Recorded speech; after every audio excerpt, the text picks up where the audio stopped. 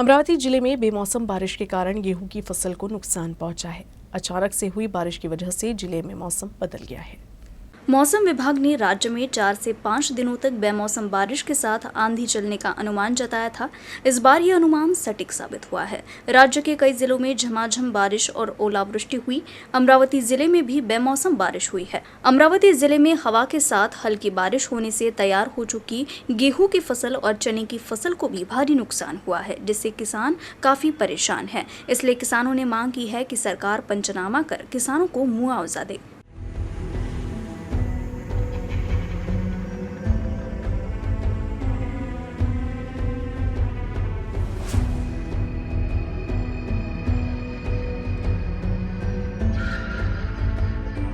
अमरावती के सांसद नवनीत राणा और विधायक रवि राणा हर बार की तरह इस बार भी आदिवासी बंधुओं के संग होली मनाई।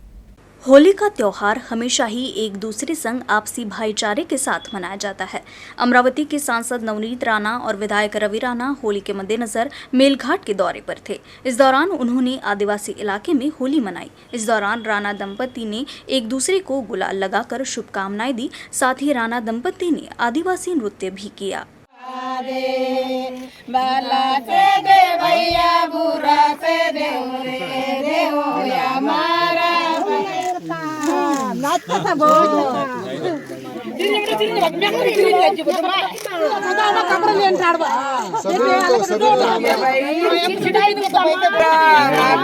हैप्पी होली।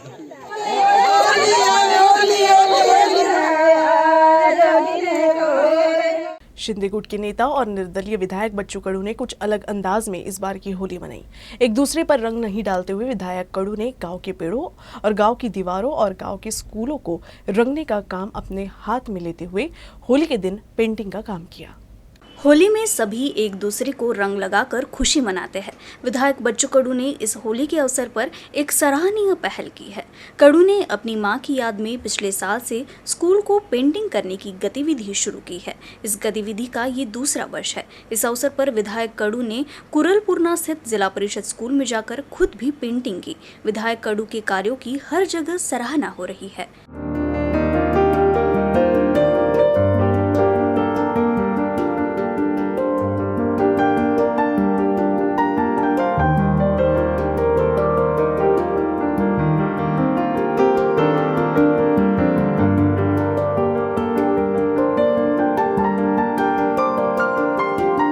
मागच्या वर्षी आईचं निधन झालं आणि त्या निधनातून दुखवाटा होता, सुतूक होतं आणि त्या सुतकातच रंगपंचमी आली होती। आणि अशा वेळेस आम्ही एकमेकाला भावांनी रंग न लावता कार्यकर्त्यांनी गावातल्या आपण असं ठरवलं की आपण गाव रंगवू, झाडं रंगवले, शाळा रंगवली। आम्ही 8 दिवस हा कार्यक्रम गावात चालवला आणि त्याच्यातून एक संकल्पना आली का आपण या रंगपंचमी अतिशय उत्साही सणामध्ये एकमेकाला तर रंग लावूच पाहिजे, त्या एकमेकाच्या रंगासोबत गाव सुद्धा रंगूया, शाळा रंगूया, अशा प्रकारची एक नवीन संकल्पना आमच्या डोक्यात आली आणि त्याच्यातून त्याचा एक आकार देण्याचा आम्ही प्रयत्न केला। मागच्या वर्षी केली आणि यावर्षी आता कुरळपूर्णाला आपण करतो आहे। मला वाटतं का सार्वजनिक स्वरूप प्राप्त झालं पाहिजे। एक सण हा राष्ट्रीयत्वाकडे कसा नेता येईल, देशाच्या हिताकडे कसा नेता येईल, त्याचा आमचा एक लहानसा प्रयत्न आहे। चांगलं काम रुजवायला वेळ लागतो। एखादा जर जेवणाचा कार्यक्रम ठेवला असता तर गर्दी झाली असती, पण हे चांगला उपक्रम आहे।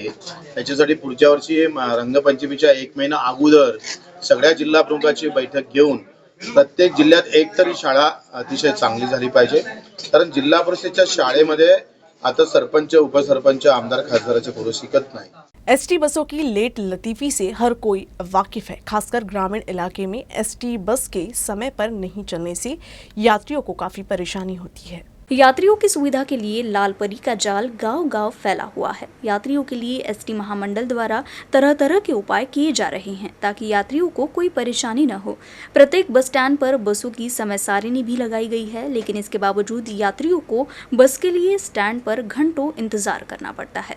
स्थिति ये है कि बस के लिए यात्रियों की समय सारिणी के पूछताछ काउंटर पर जाकर बस के समय के बारे में जानकारी लेनी पड़ती है। अमरावती जिले के आदिवासी बहुल मेलघाट क्षेत्र में प्रसिद्ध मेघनाथ यात्रा शुरू हो गई है। इस यात्रा के दौरान आदिवासी पुरुष और महिलाएं बड़े उत्साह के साथ इकट्ठा होते हैं और पारंपरिक तरीके से अपने देवता मेघनाथ की पूजा करते हैं। मेलघाट की आराध्य देवता मेघनाथ की तीर्थ यात्रा होली के त्योहार के दूसरे दिन से शुरू होती है। इस यात्रा में आदिवासी समाज के लोग बड़ी ही उत्साह के साथ शामिल होते हैं और आखिर में चकलधरा तहसील के आरीदा व काटकुम में ये यात्रा समाप्त होती है। वर्षों से चली आ रही परंपरा के अनुसार इस बार भी इस यात्रा में विविध आयोजन किए जा रहे हैं।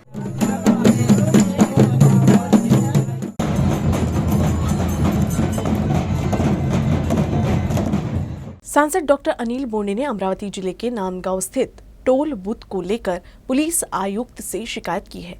बोंडे का आरोप है कि इस टोल बूथ पर आपराधिक प्रवृत्ति के लोगों को नियुक्त किया गया है, लिहाजा यहां काम करने वाले सभी कर्मचारियों की गहन जांच की जाए। नांदगांव पे टोल बूथ पर कई बाउंसरों और कर्मचारियों को टोल जमा करने के लिए नियुक्त किया गया है। इन बाउंसरों और कर्मचारियों में कुछ खास लोगों को काम पर रखा जाता है, उन्हें ब्लैकमेल कर टोल वसूली शुरू कर दी जाती है। इन कर्मचारियों के खिलाफ हत्या जैसे गंभीर अपराध दर्ज किए गए हैं। टोल बूथों पर कर्मचारियों की नियुक्ति करते समय उनके चरित्र प्रमाण पत्र की जांच करना आवश्यक है। इसीलिए डॉक्टर अनिल बोंडे ने पुलिस आयुक्त को पत्र लिखकर नांदगांव टोल बूथ पर काम करने वाले सभी कर्मचारियों का गहन निरीक्षण करने की मांग की है। अमरावतीमध्ये नांदगावचा टोल नाका आहे तो सुरक्षित असला पाहिजे आणि जाणाऱ्या येणाऱ्या लोकांना त्याचा त्रास होऊ नये। त्यासोबतच अवैध काम करणारे जे लोक आहे त्यांच्यावर या टोलच्या माध्यमातून अंकुश सुद्धा असला पाहिजे। परंतु दुर्दैवाने नांदगावच्या टोलवर काही बॉक्सर म्हणून काही कर्मचारी म्हणून असे ठेवण्यात आले की त्यांच्यावर 302चे गुन्हे आहेत, त्यांच्यावर अपहरणाचे गुन्हे आहेत आणि टोलवर कोणत्याही व्यक्तीला नियुक्त करताना पोलीस कमिशनरनी पोलीस इन्स्पेक्टरनी त्याची कुंडली तपासायला पाहिजे।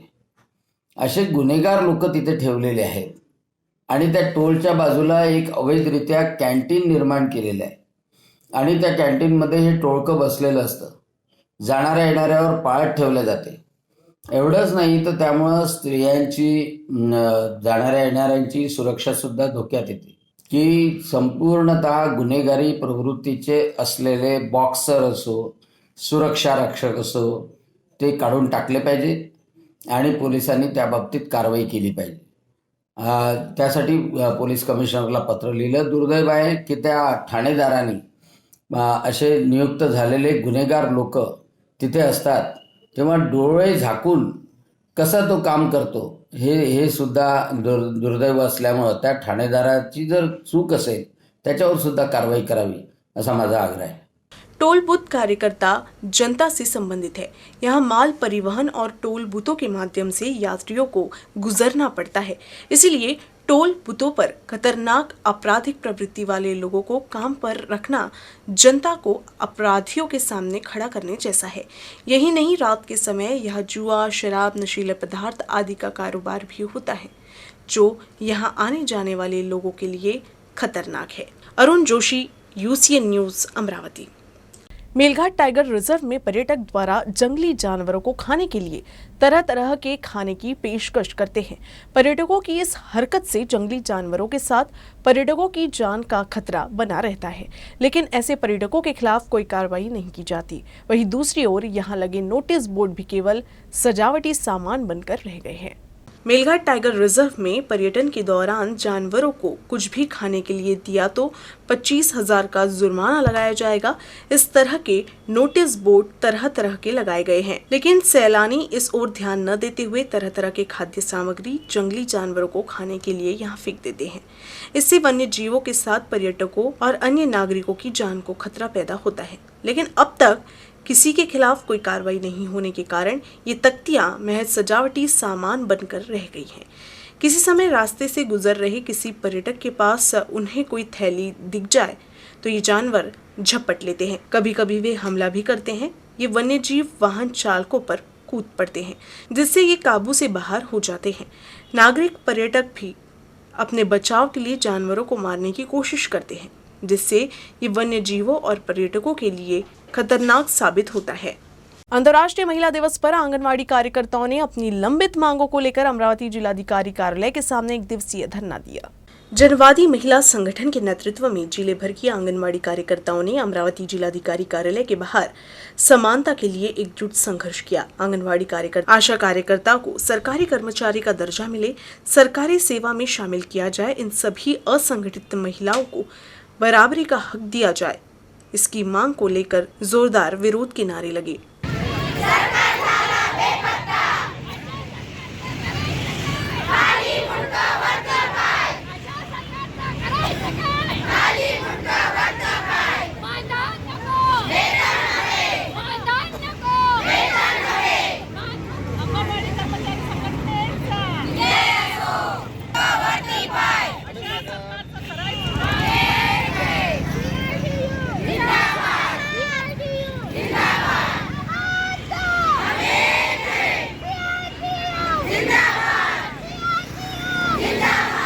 अमरावती जिला परिषद सभागार में अंतर्राष्ट्रीय महिला दिवस के अवसर पर महिला कर्मचारियों के लिए विशेष कार्यक्रम का आयोजन किया गया।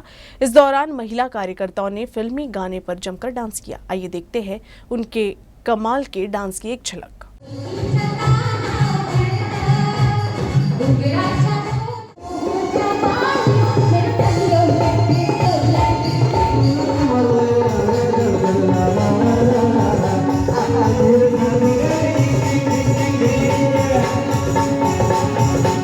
न्यूज़ रूम से बस इतना ही। खबरों का सिलसिला यूं ही चलता रहेगा। अब देखते रहिएगा UCN न्यूज़ अमरावती।